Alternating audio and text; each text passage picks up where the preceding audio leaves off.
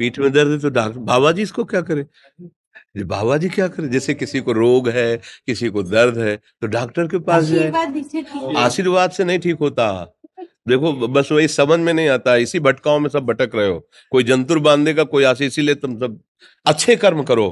पूर्व कर्मों के पाप से हमें दंड मिलता है। अच्छे कर्म करो, नाम जप करो, माता पिता की सेवा करो, सद्भाव से चलो। अभी ये कर्म नष्ट हो जाएंगे, किसी से जंतुर बंधवाने की जरूरत नहीं, किसी से आशीर्वाद मांगने की जरूरत है। अब नाम जप ना करो, खाओ मुर्गा मांस, पियो शराब, करो व्यभिचार करो, तो बाबा जी आशीर्वाद दे दे तो कोई आशीर्वाद काम नहीं करेगा। दुर्गति होगी यहाँ भी और वहां भी। हमारी बात समझो।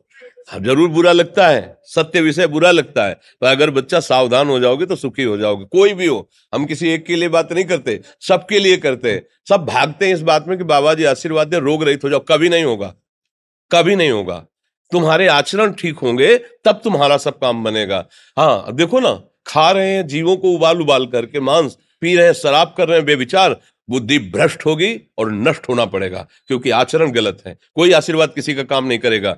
आप अच्छे आचरण करो, माता पिता की सेवा करो, परिवार की सेवा करो, समाज की सेवा करो, नाम जप करो। शरीर में कोई छोटे मोटे कष्ट आवे उनको सह जाओ, आगे चलकर आप देखो कि कैसी उन्नति होती, अच्छा होगा, मंगल होगा। इस ब्रह्म में ना रहना किसी के आशीर्वाद से कुछ हो जाता है। हम आपको पक्की बात बताते हैं कि आज बाबा के यहाँ गए थे यार, पीठ में दर्द कम हो गया।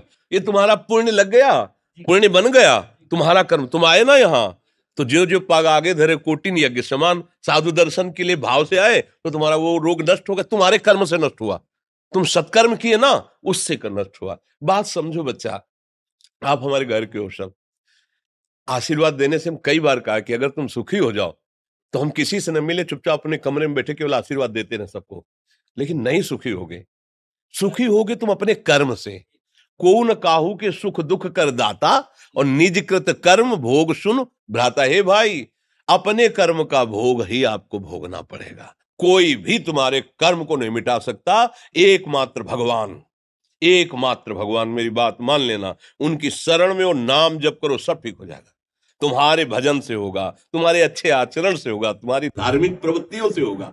अब ये बात ना समझो तो फिर हम क्या कह सकते हैं। नहीं, हाँ यही तुम्हारा जन्मदिन की सफलता है कि हमारी बात मान लो, राधा राधा रटो, कोई नशा मत करना, अपने माता पिता की सेवा करो, समाज की सेवा करो जितना। और जो कष्ट है वो स्थायी नहीं है। आज विपत्ति आई, कल खत्म हो जाएगी। अभी दिन है, फिर रात आ जाएगा, रात है तो दिन आ जाएगा। ये क्रम चलता रहता है, हमें निराश नहीं होना। सूरवीर योद्धा की तरह हमें जीना है यार, कायर की तरह नहीं जीना है। जी। ठीक है। आप